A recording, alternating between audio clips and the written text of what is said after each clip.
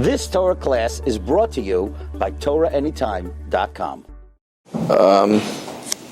First of all, I apologize that I wasn't here for Shabbos. I was looking very much forward to coming for Shabbos, but my Rebbetzin wasn't up to it. We actually arrived at 2:15 in the morning last night. I spoke in my shul, and then I came to be here this morning. So I'm a little bit not properly prepared. So I want to apologize for that. I'm going to ask Hashem for siyata d'shmaya. I want to tell you a story as a hakdama about, I would say it's now at least a quarter of a century ago, 25 years ago. I got a phone call in the afternoon from a Talmida of mine in Los Angeles that she was having a very hard time in her 8th month. She was afraid she was going to lose the baby, and she wanted to know if there was any tefillas that she was supposed to say. So I told her I have a sefer that has special tefillas for each trimester, so I would send it to her. So I jumped in the car. It was 4:45. I was in Dishner's, what's now Scullia, and I ran to the post office. If you remember, then on the corner there was if those are country people, you remember there was a drugstore on the corner. Roy was there in that drugstore, and so I made a left, and there was a policeman on the corner, and he claims that I made too wide of a turn. So he flagged me down. So I rolled down my window and I said, "Officer, please, I have to send something to a sick person." He says, "Get out of the car." So he said, "Please, officer." That's all I said. And he said, "Get out of the car. You're arrested for resisting arrest, for not listening to a police officer." So I got out of the car. He handcuffs me, and he takes me down to the police station, and he makes me post bail. Bail was $50. I only had 3 20s. He said, "We don't give change." And okay, so this was on a Thursday, and I remember my good friend Rabbi Hershel Salnika, went down with me on Monday. He had to appear in court. It was a court appearance. And I remember that I was very, very upset about what happened. I mean, there was no logic to it at all. So there was an Alta Yiddish judge, and he asked me, "Does the defendant want counsel?" So I said yes.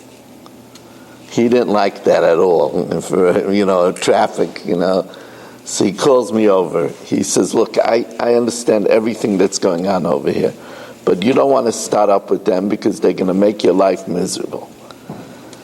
So he says, he expunged the whole thing from my record, so I'm not a felon. And I remember I have a picture of it. I got a check back with my bail money. And so why am I telling you this story? I'm not that desperate that I don't have anything to say. Why am I telling you? Why am I telling you? I'll never forget. The whole Shabbos, I'm thinking, what could they ask me? Are they going to ask me if I had drugs in the car? I couldn't imagine. And the whole Shabbos, I'm saying to myself, what are they going to? I was nervous. It was a silly thing. And I remember thinking then, really a powerful thought, that could you imagine how much we should feel what they're going to ask us for the final din v'cheshbon that's going to determine mamish our whole fate of our whole eternity. So we know it's a Gemara in Shabbos. Gemara says that the first question they're going to ask us is Nasata v'Nasata be'emunah. Did we do business faithfully? And I still remember hearing from Rapam in a shir. Rapam said, "Why doesn't it say Nasata v'Nasata be'emes?" Rapam says, because the idea is that an erlich, a businessman, should always feel like the Rebbeinu Shalom is looking over his shoulder. That's Pshat Nasatim and Nasata B'Emunah. The next question is Kavati Itim La Torah. Did you fix times for learning? Which means not that you learned when it was convenient. Oh, there's a share here, I'll go to it, I'll chop a share. But you had a fixed time, like you have a fixed time for supper, you have a fixed time for learning every 12 hours. That's important, twice a day. The third thing is Asakta B'Periya V'Rivya. Did you try to have a good Jewish family? So these three things, we all understand. We're very comfortable with these being the first three questions, because this is what we live for.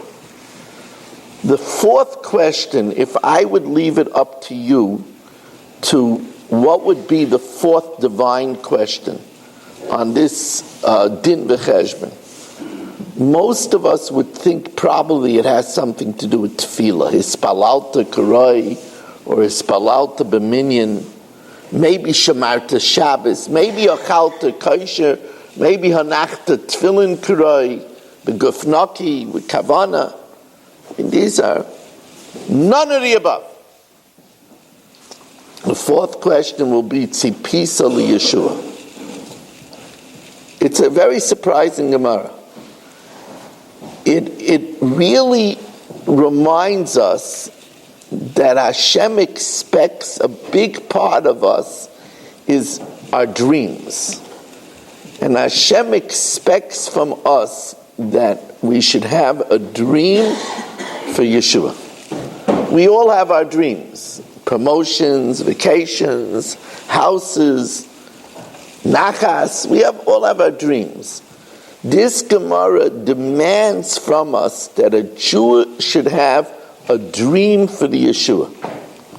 Now, every year I mun myself just like I'm munning you. When I say in Shemona Esrei, Ki lishu'ascha kivinu kol hayom, do I really feel that?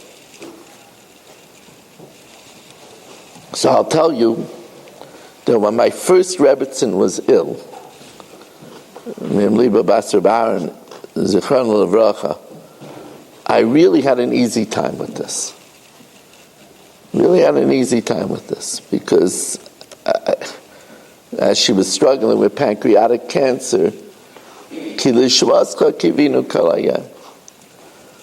but we shouldn't need to be sick, or have somebody sick. This is something that the Rebbeinu Shalom asks from us. He says, I'm telling you, I made all the good things in this world. This is good for you to hope for. And what we need to do is we need to work on the many places that the Anshe Knesset Agdola fixed in our davening that we should do this. It's built in.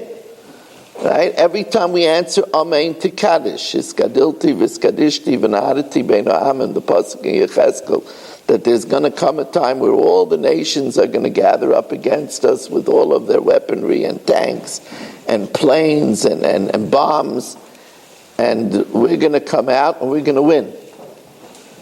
And that's what we say. We answer Amen to that time. Every Amen is a tzipiyah liyeshua. Every benching, every time we go to pizza, I always tell people there's a pizza mizbeach connection. Because every time you eat pizza, if you don't wash, nowadays they're washing a lot quicker on pizza. In my day it was 2.5 slices, and nowadays 3 slices, and nowadays they're washing a lot quicker. But if you eat a mezainas, whatever it is, right, you say al mizbechecha v'alecha lecha. In benching rachem na Hashem Elokeinu al Yisrael amecha. In aleinu v'alkei nekava lecha Hashem Elokeinu lirais meira b'seferes uzecha.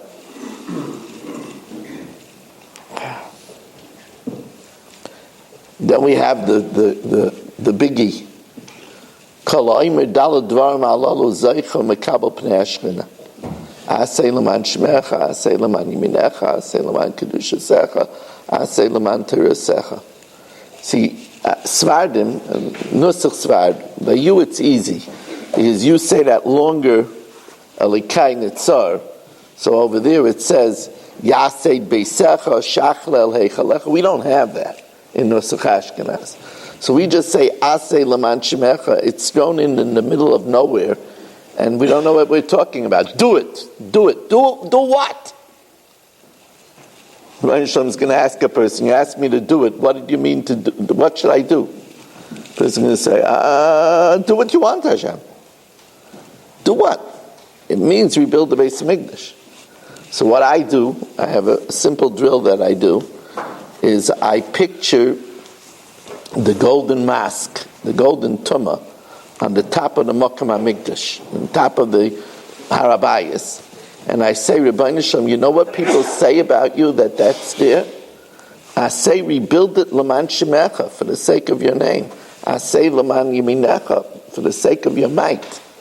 I say, Laman Kiddush, for your holiness. I say, Laman Teresecha, for your renewed Torah.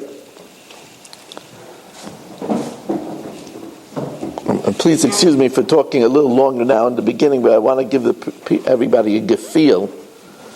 When you say the Kinus, it used to be the Ga'ainim. If you look at the Mesifta Kinus, I don't know if anybody has it, it's very nice. The Mesifta Kinus, he writes in the Agdama that there were many Rishonim, that said Slichas on Tisha B'Av. And Yud Gimel Midas. There were many places in Klal Yisrael that said Yud Gimel Midas and Slichas. And I'll tell you the truth, Rabbi Yisai, that if we had that, the Slichas experience would be much easier for us. That's something we could sink our teeth into. Asking Hashem for forgiveness and asking Hashem for doing the Yud Gimel Midas, we would be able to, it would be a much easier experience for us. Why did that go out of vogue? Why did it, so to speak, they say over the passage of time we see what wins out? Why did it, interesting, we would think, because this is what I thought, that Tisha B'Av is not a good day for Bakashis and Slichas, it's the same Tfilasi, Rebbeinu Shalom is angry. That's not the reason. The reason why we don't have Slichas, and by the way, that's the reason why this morning we don't lein Vayechal. You would think we should lein Vayechal. We don't lein Vayechal because it has Yud Gimel Midas. And we don't say, you know why? Because Tisha B'Av is Ikra Moyed. Same reason we didn't say Tzidkoska yesterday by Mincha. Tisha B'Av is called Moyed. That's why we don't have Avinu Malkeinu. That's why we don't have Tachna. It's called a Moyed. On a Moyed we don't say Slichas. We don't say. So what do we do today? What is our objective? We're sitting here. What's our objective? What do we sink our teeth into? The answer is Tisha B'Av is a lesson in empathy. One of the Memches Kinyanei Torah is Noisei Ba'olim Chaverei.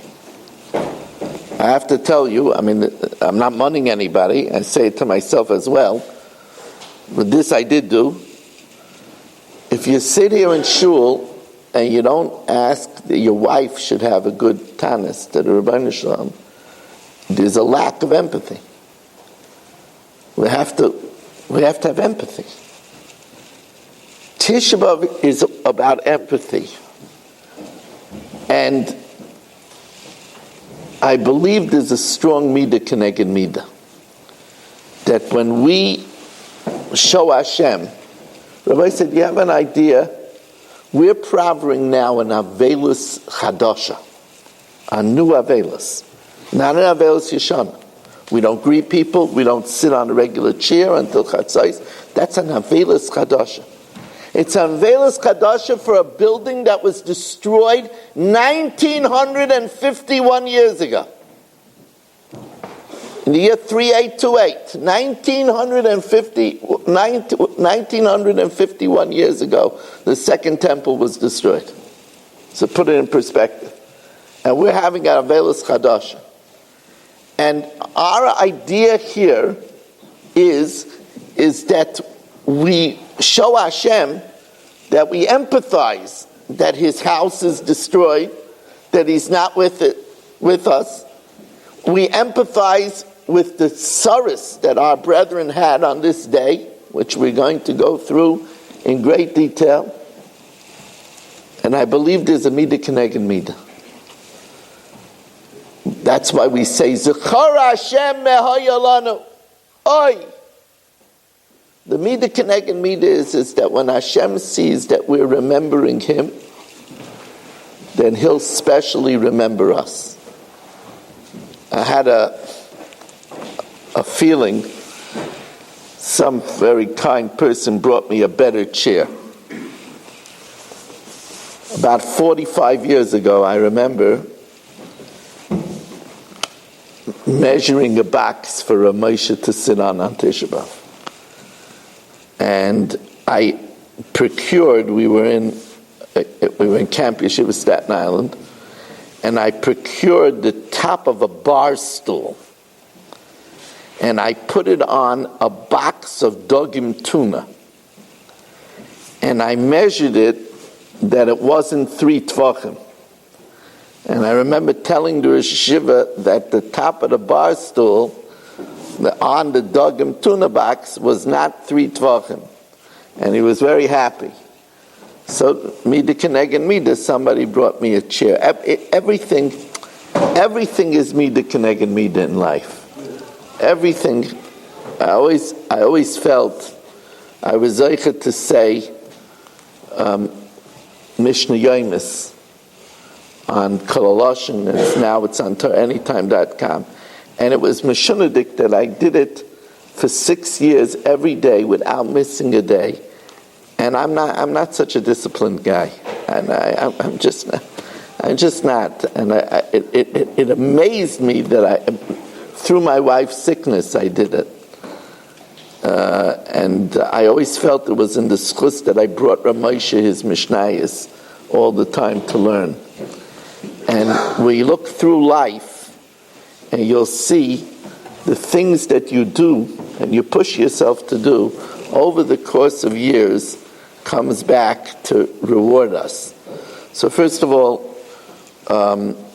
we should have an easy time doing the avodah of empathy for the millions of Yidden that suffered at this time. And it should be easy for us, and that merit Hashem should reward us, that he should specially remember us and our needs throughout the entire year. You've just experienced another Torah class brought to you by TorahAnytime.com.